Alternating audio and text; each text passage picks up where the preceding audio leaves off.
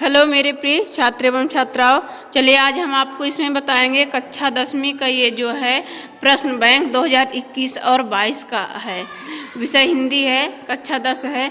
तो इसमें जो इस वर्ष वार्षिक परीक्षा और प्री बोर्ड परीक्षा होने वाली है, तो ये सभी इसी प्रश्न बैंक से ही पेपर आएंगे। जैसा आप इसमें देख रहे हैं कि ये इकाई एक का यहाँ है, इसमें जितनी इकाई है सभी इकाइयों का इसमें दिया गया है। तो इसमें प्रश्न एक एक नंबर के हैं, जो 70 विकल्प, खाली स्थान, एक वाक्य में जो होता है रिक्त स्थान, तो यही सब है। तो इस साल तो कक्षा 9वीं और 10वीं में जो आएंगे तो 34 नंबर के एक नंबर के ही प्रश्न रहेंगे। तो अगर सभी छात्र एवं छात्राओं ज़्यादातर एक नंबर पे ध्यान दें तो एक दो बार मात्र पढ़ लेंगे और उसमें से जो है तो आपका अधिक से अधिक प्रश्नों के उत्तर याद हो जाएंगे। तो यहाँ एक अंक के हैं, तो यहाँ ये इकाई एक है। तो चलिए हम इसका देखते हैं। ये पहला प्रश्न जो है कि ये वस्तुनिष्ठ प्रश्न दिया है, सही विकल्प चुन करके लिखिए। इसका सही विकल्प चुनना है और इसमें से क्या होगा, तो हम इसका सिर्फ उत्तर आपको बताएंगे, क्योंकि वैसे बताएंगे तो ज़्यादा टाइम हो जाएगा। तो पहला है, हिंदी के पद्य साहित्य का दूसरा काल क्या है।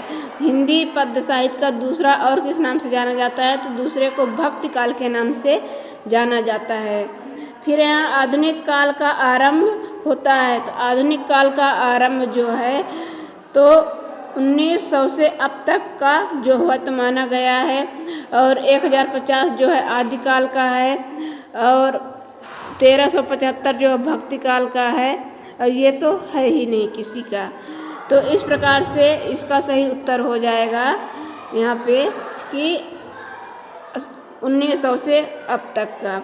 छायावाद के आधार स्तंभ कवि नहीं है। तो इसमें से जो कवि हैं तो सूरदास नहीं है, निराला, जयशंकर प्रसाद, महादेवी वर्मा, ये छायावाद के ही कवि हैं।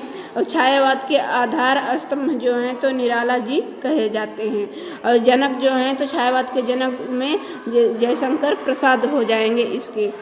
फिर अच्छा है, प्रयोगवाद के कवि हैं। तो जो प्रयोगवाद के कवि हैं इसमें से हो जाएगा अगजेन जी, ये प्रयोगवाद के हैं।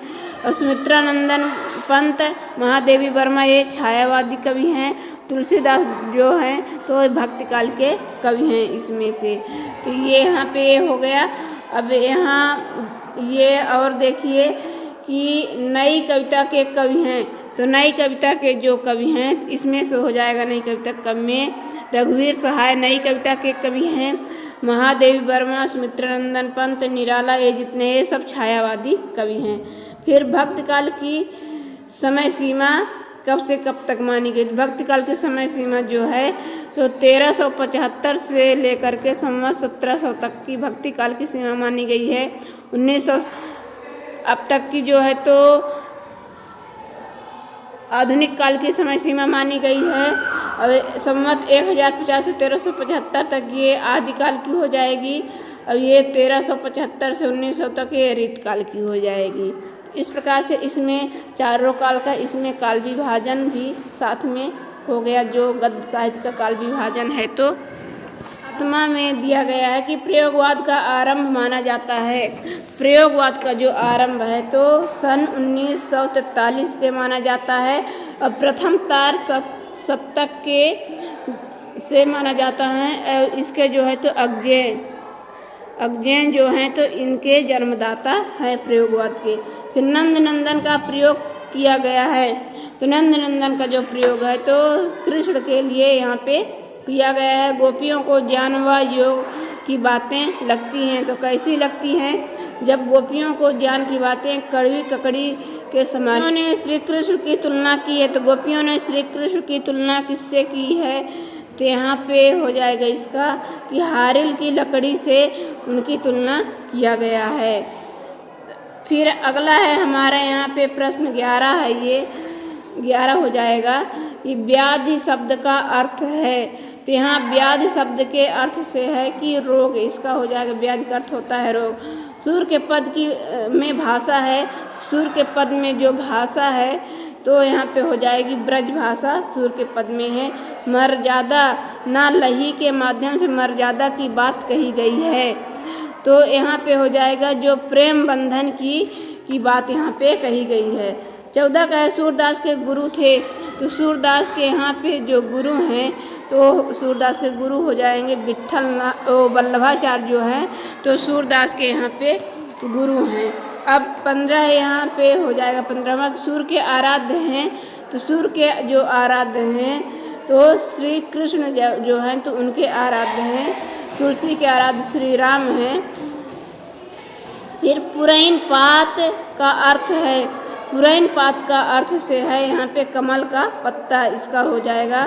सूर की रचना नहीं है, तो सूरदास की जो रचना है वे विनय पत्रिका नहीं, विनय पत्रिका तुलसीदास की है।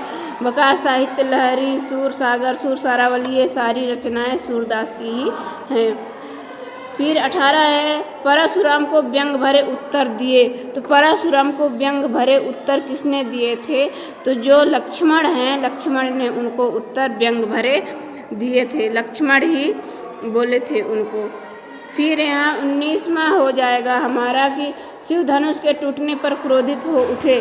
शिव धनुष जो तोड़े थे तो उसमें से जो परशुराम है वह यहाँ पे क्रोधित हो उठे थे, उनको गुस्सा आ गया था टूटने पर। 20 का यहाँ हो जाएगा कि रामचरितमानस की भाषा है, तो रामचरितमानस की जो भाषा है तो यहाँ पे अवधि हो जाएगा। राम लक्ष्मण के गुरु का नाम था, तो राम लक्ष्मण के जो गुरु हैं वो विश्वामित्र हो जाएंगे। सहस्त्रबाहु का वध किया, तो किसने किया था सहस्त्रबाहु का वध, जो परशुराम हैं उन्होंने यहाँ पे वध किए थे। कवि अपनी आत्मकथा को बता रहा है, कवि अपनी आत्मकथा को यहाँ पर भोली भाली बता रहा है।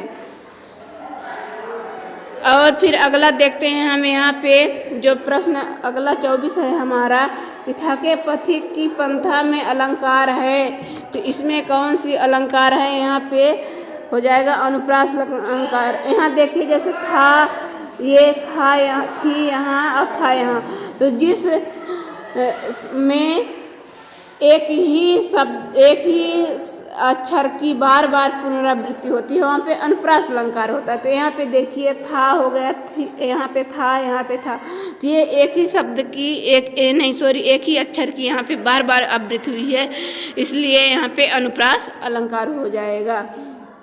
तो आपसे एक मेरी छोटी सी रिक्वेस्ट है कि ये वीडियो जो बना रहे हैं तो ये हम आपके प्रश्न बैंक 2021-22 का बना रहे हैं, जो कि आपके प्री बोर्ड और वार्षिक परीक्षा में इन्हीं से पूछा जाएगा। तो प्लीज़ अगर आप ऐसा चाहते हैं कि नया अपडेट हमारे पास मिलता रहे तो इसके लिए आप चैनल को सब्सक्राइब कर लीजिए लाल बटन को दबा करके, और अपने दोस्तों को भी शेयर कर दीजिए, और जो और हिंदी साहित्य से लेकर के जो पूछना हो प्रश्न उसको कमेंट करिए। फिर यहाँ है थके पथिक की पंथ, ये तो हो गया। अगला है 25 की छायावाद के प्रतिनिधि कवि हैं, तो जो छायावाद के प्रतिनिधि कवि हैं तो यहाँ पे हो जाएगा जयशंकर प्रसाद छायावाद के प्रतिनिधि कवि हैं।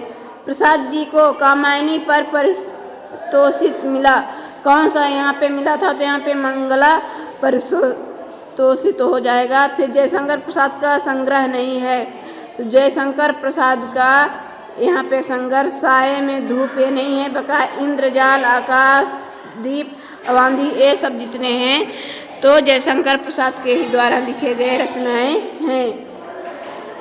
28 का उत्साह कविता में बादल प्रतीक है, तो उत्साह कविता में बादल जो है तो क्रांति का यहाँ पे प्रतीक है। कवि ने बादलों को किसकी कल्पना के समान पाले हुए माना है, तो यहाँ पे हो जाएगा इसका बाल कल्पना के पाले हुए वो मानते हैं। कवि ने बादलों के लिए विशेषण प्रयोग किया है, तो जो इसमें विशेषण है वो नवजीवन वाले हो जाएगा, यानी छोटे बच्चे की तरह इसमें बादलों को बताया है।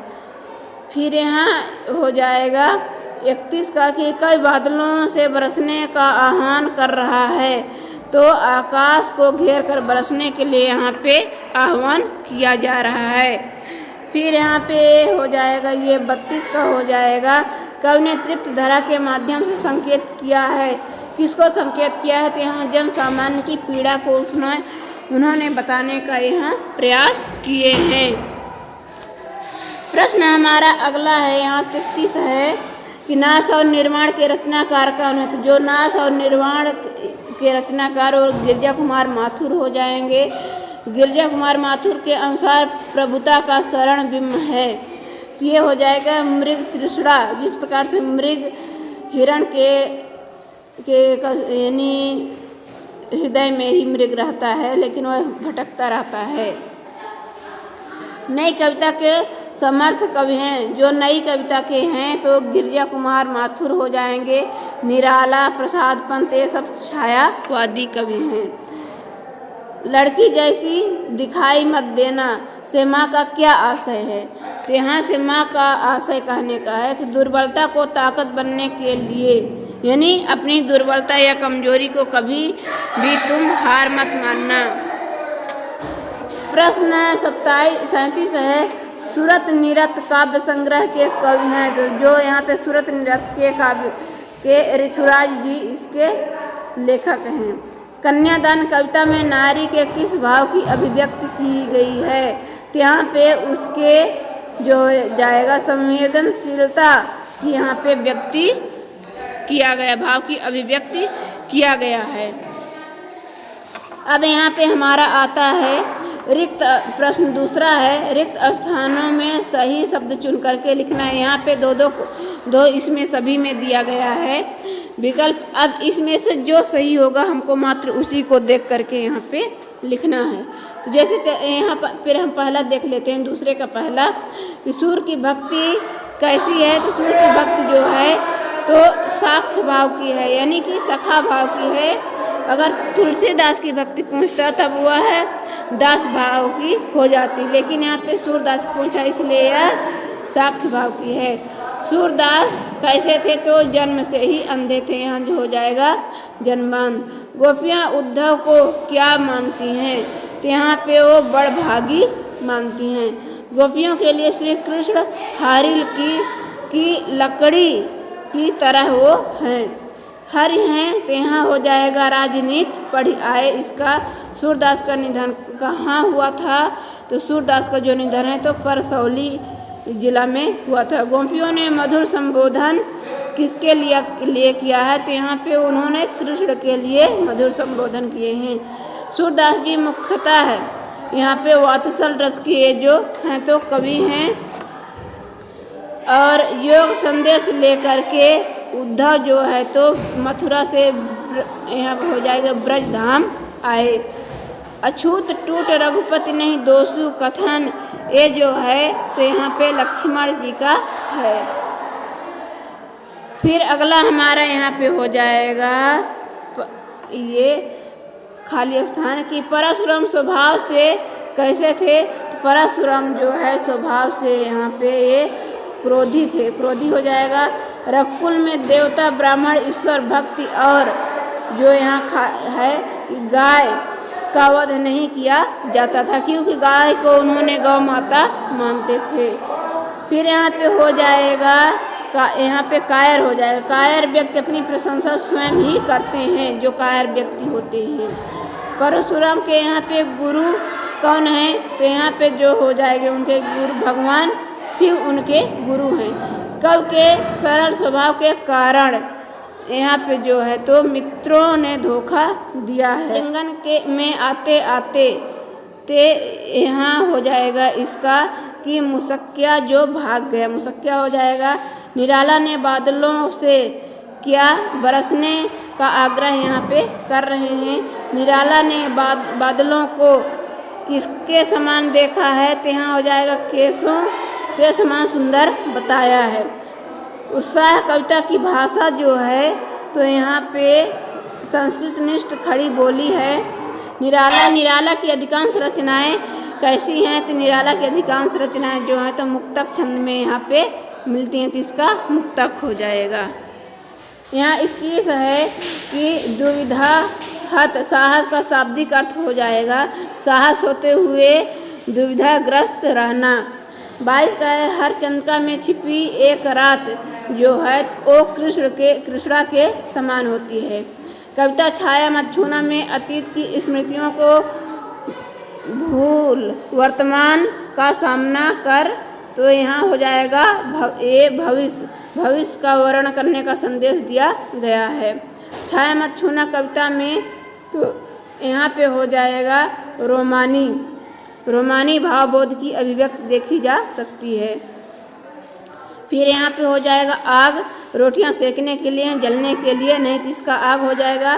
कवि ऋतुराज के अनुसार वस्त्र और आभूषण स्त्री जीवन के ये बंधन हैं, बंधन उनको मानते हैं। 27 के विदा के समय माँ को अपनी बेटी की एक अंतिम पूंजी प्रतीत हो रही है और अंतिम पूंजी के जैसा उसको लग रहा है। यहाँ पर 28 है, ऋतुराज ने 40 वर्षों तक जो है यहाँ पे उन्होंने अंग्रेजी साहित्य का अध्यापन किया है। सोमदत्त परिमल सम्मान जो है तो ऋतुराज को मिला था। ऋतुराज की कविताएं जो हैं तो छंद मुक्त में लिखी गई हैं। तो ये खाली स्थान हो गया। अब चलिए हम इधर सही जोड़ी की ओर चलते हैं। सही जोड़ी देख लेते हैं कि जो सूर के पद हैं तो सूर के पद में हो जाएगा सूरदास, इसका हो जाएगा सूरदास। फिर उत्साह जो है तो निराला द्वारा ये लिखा गया, 2 को हो जाएगा। फिर निराला का यहाँ है 3, तो निराला जी लिखे हैं ये 3, अट नहीं रही है। राम लक्ष्मण संवाद जो है तो यह तुलसीदास जी द्वारा लिखा गया है। छाया मत छूना का हो जाएगा यहाँ पे गिरजा कुमार माथुर इनके लेखक हैं। आत्मकथ्य जो है तो जयशंकर प्रसाद द्वारा लिखा गया, इच्छा का हो जाएगा। और कन्यादान जो है तो कन्यादान यहाँ पे ऋतुराज जी लिखे थे, 7 का हो जाएगा। तो इस प्रकार से यहाँ पे सही जोड़ी हो गई। अब इसका सही जोड़ी पहले का ही यहाँ पे दूसरा हम देखते हैं कि जो विनय पत्रिका है तो विनय पत्रिका यहाँ पे हो जाएगी, ये तुलसीदास की है रचना। फिर कामायनी जो है तो कामायनी ये है जयशंकर प्रसाद की। फिर साहित्य लहरी जो है तो ये है सूरदास की, यहाँ पे 3 हो जाएगा। फिर शिलापंख चमकीले तो शिलापंख चमकीले हो जाएगा यहाँ पे गिरजा कुमार माथुर। फिर पुल पर पानी तो पुल पर पानी हो जाएगा ये ऋतुराज का। तो ये 5 तो इस प्रकार से यहाँ सही जोड़ी हो गया। सब लोग देख लीजिए मिला। फिर यहाँ पे चौथा है, चौथे का आ और इधर बा दिया है, इसका भी सही जोड़ी मिलाना है। तो यहाँ सूरदास का जन्म एवं मृत्यु कब हुई, तो सूरदास का जो जन्म और मृत्यु यहाँ पे इसका 1 हो जाएगा। पहले का कि सन 1478 से सन 1583 तक तुलसीदास का जन्म एवं मृत्यु, तो इसका हो जाएगा ये हो जाएगा दूसरे का कि सन 1532 से सन 1623 तक। फिर जयशंकर प्रसाद का जन्म एवं मृत्यु तो तीसरे का हो जाएगा ये यहाँ का 3 कि सन 1889 से 1937 तक। फिर निराला का जन्म एवं मृत्यु कब हुआ, तो यहाँ पे हो जाएगा निराला का ये हो जाएगा, यहाँ पे चौथा हो जाएगा सन 1899 से 1996 तक। फिर गिरजा कुमार माथुर का जन्म एवं मृत्यु कब हुई, तो गिरजा कुमार माथुर का जन्म एवं मृत्यु हो जाएगा ये घा वाला 5वां सन 1918 से 1994 तक। फिर ऋतुराज का जन्म कब हुआ, तो ऋतुराज का जन्म में हो जाएगा सन 1940 में इनका जन्म हुआ है, अभी ये मरे नहीं हुए हैं। तो यहाँ पे सही जोड़ी हो गया। अब चलिए हम एक वाक्य में इसका उत्तर देखते हैं। तो यहाँ पे हो जाएगा एक वाक्य में उत्तर लिखना है। सूरदास भक्ति काल की किस शाखा के कवि हैं, तो यहाँ पे हो जाएगा कृष्ण शाखा के यह कवि है। कृष्ण भक्ति शाखा के कृष्ण भक्ति शाखा के जो हैं तो यहाँ पे सूरदास हैं। फिर यहाँ पे दूसरा यहाँ पे गोपियों के अनुसार राजा का धर्म क्या होना चाहिए। तो गोपियों के अनुसार जो है तो प्रजा का यहाँ पे हित, प्रजा का हित सबसे पहले राजा का होना चाहिए, इसके बाद ही वह दूसरा कुछ करे। फिर प्रश्न तीसरा यहाँ पे है सुर सारावली के कवि कौन है। तो सुर सारावली के जो कवि हैं तो सूरदास हैं, इसका सूरदास हो जाएगा। और प्रश्न जो यहाँ 4 है कि क्षितिज भाग 2 में संग्रहित सूर के पद कहाँ से लिए गए हैं। तो इसका हो जाएगा इस यहाँ पे हो जाएगा कि सूर सागर के भ्रमर गीत से यह लिया गया है। फिर यहाँ पे हो जाएगा 5वां कि गोपियों ने भ्रमण के बहाने किस पर व्यंग बाण छोड़े हैं। तो 5वां का हो जाएगा यहाँ पे उद्धव के ऊपर उन्होंने व्यंग बाण छोड़े हैं। फिर यहाँ पे हो जाएगा ये 6वां हमारा कि राम लक्ष्मण परशुराम संवाद रामचरितमानस के किस कांड से लिया गया है। तो ये जो है तो बाल कांड से लिया गया है, इसका बाल कांड हो जाएगा यहाँ पे। फिर 7वां है गोस्वामी तुलसीदास की मृत्यु कहाँ हुई।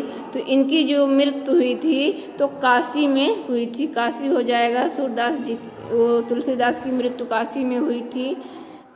फिर यहाँ 9वां है सीता स्वयंवर में राम लक्ष्मण किसके साथ आए थे। तो सीता स्वयंवर में यहाँ विश्वामित्र के साथ राम और लक्ष्मण आए थे, विश्वामित्र। इसका एक वाक्य में यहाँ पे उत्तर हो जाएगा।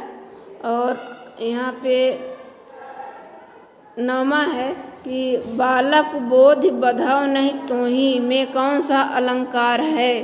तो यहाँ पे हो जाएगा अनुप्रास अलंकार है, क्योंकि इसमें जहाँ पे एक वर्ण का 2 या 2 से अधिक बार आवृत्ति होती है वहाँ पे अनुप्रास अलंकार होता है। तो यहाँ बाल, यहाँ बा 3 बार आवृत्ति हुई है, इसलिए यहाँ पे अनुप्रास अलंकार हो जाएगा।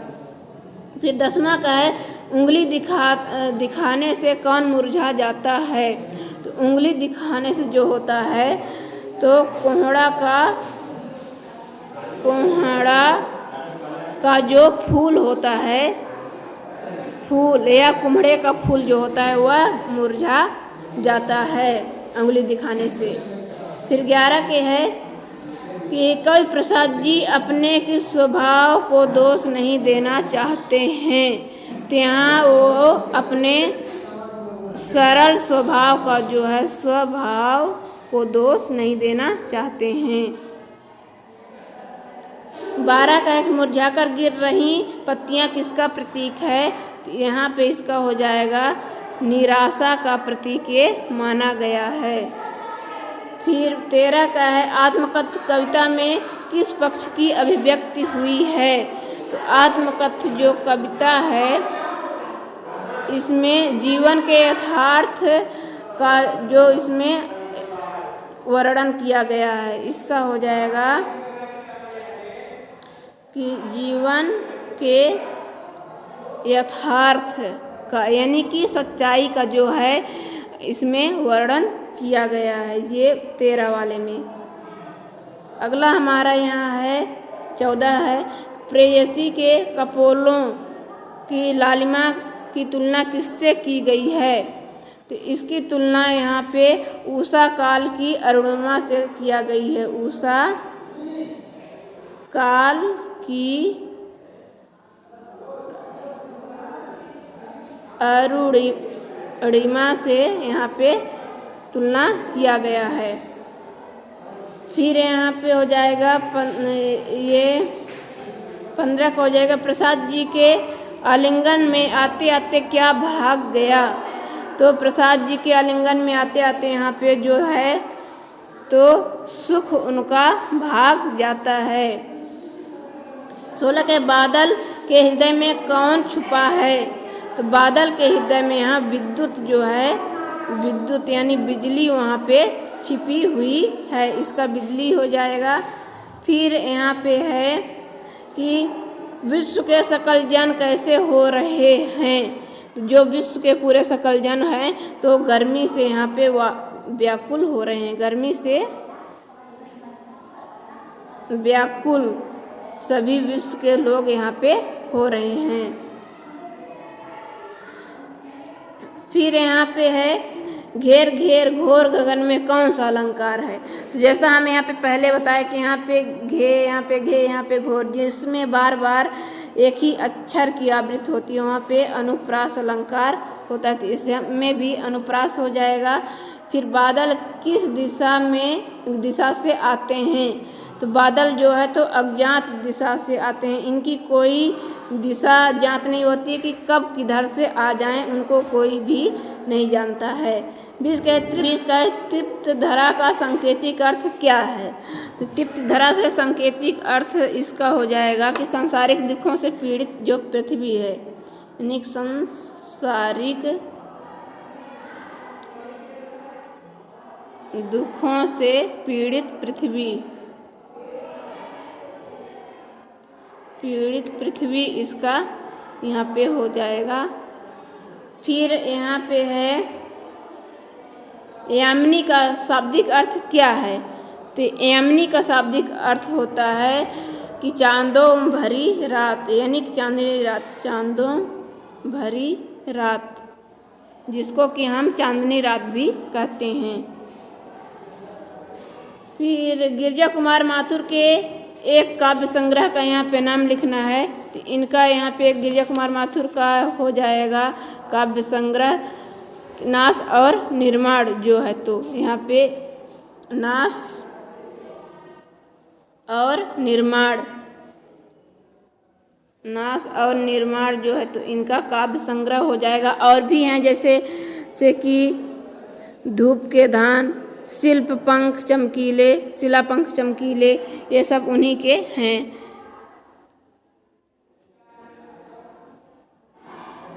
फिर यहाँ 24 है कन्यादान पाठ में माँ बेटी को कौन सा पाठ पढ़ाना चाहती है?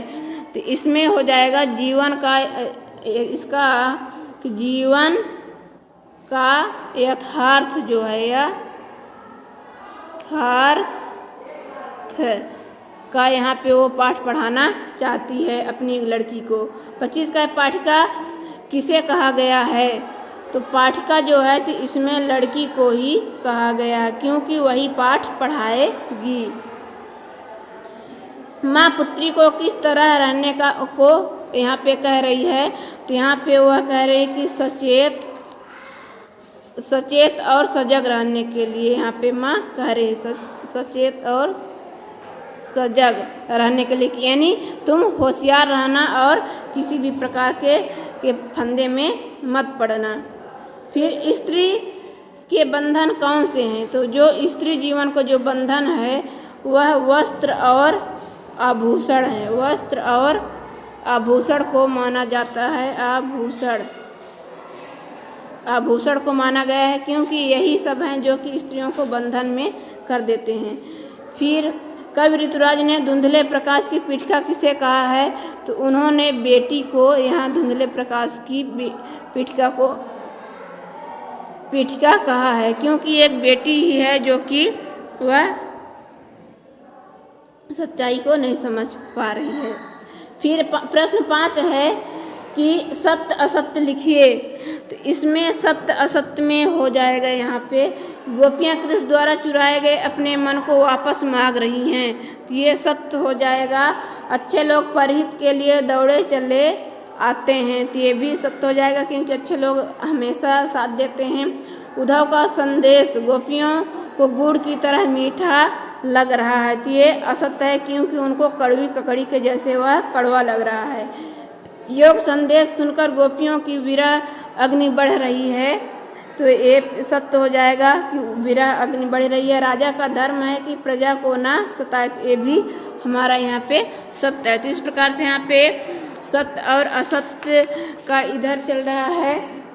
अब यहाँ पे देखिए 6वां हमारा प्रश्न कि शिव धनुष राम ने तोड़ा, तो ये हमारा सत्य हो जाएगा क्योंकि राम ने ही तोड़े रहे हैं। फिर कुछ क्षत्रिय राजाओं को हराकर परशुराम राम लक्ष्मण को हराने के सपने देख रहे थे। तो ये सत्य है, ये भी सपने देख रहे थे। वीर व्यक्ति अपनी प्रशंसा स्वयं करते हैं, तो ये हो जाएगा असत्य, क्योंकि जो वीर व्यक्ति होता है वह अपनी प्रशंसा स्वयं नहीं करता है। शिव धनुष को खंडित देखकर परशुराम क्रोधित हो उठे, तो ये सत्य है, उन्होंने क्रोधित हो गए थे। अब यहाँ पे ये 10वां है, परशुराम के फरसे को देखकर लक्ष्मण भयभीत हो गए। तो यहाँ पे असत्य है, क्योंकि वह भयभीत नहीं हुए थे। जयशंकर प्रसाद का जन्म वाराणसी में हुआ, तो ये सत्य है, उनका जन्म वाराणसी में हुआ था। आत्मकथा कविता पहली बार 1932 में हंस आत्मकथा पर विशेषांक में प्रकाशित हुई, तो ये भी हमारा सत्य ही है। फिर यहाँ 13 का है, जयशंकर प्रसाद मौन रहकर औरों की कथा सुनने के इच्छुक थे, तो ये जो हमारा हो जाएगा ये भी सत्य है। फिर कवि जयशंकर प्रसाद अपने जीवन के निजी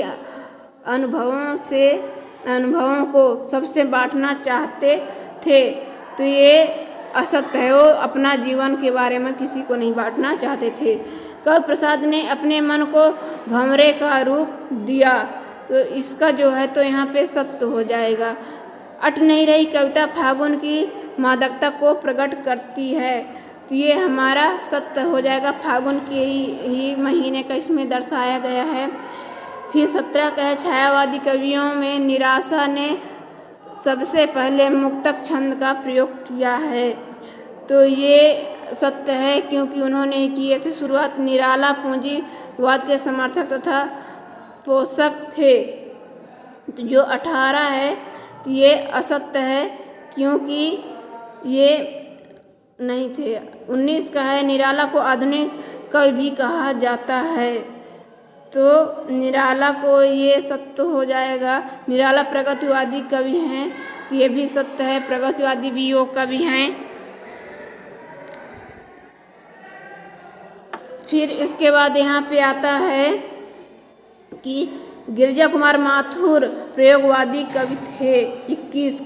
21 का ये सत्य है, क्योंकि प्रयोगवादी कवि थे। लीला मुखारबिंदु गिरिजा कुमार माथुर का काव्य संग्रह है, तो ये असत्य है, उनका काव्य संग्रह नहीं है। जो ना मिला भूल उसे कर तू भविष्य वरण, तो इसका हो जाएगा यहाँ पे सत्य की, यानी जो नहीं मिला उसको भूल जाओ और नए जीवन की शुरुआत करो।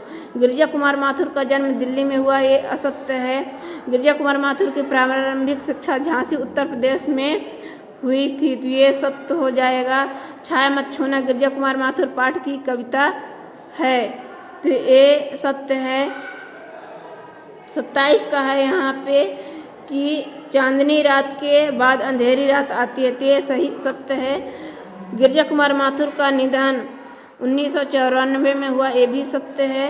ऋतुराज जनवादी कवियों की श्रेणी में आते हैं, तो ये सत्य है। माँ ने अंतिम पूंजी बेटी को कहा, ये भी सही ही कहा।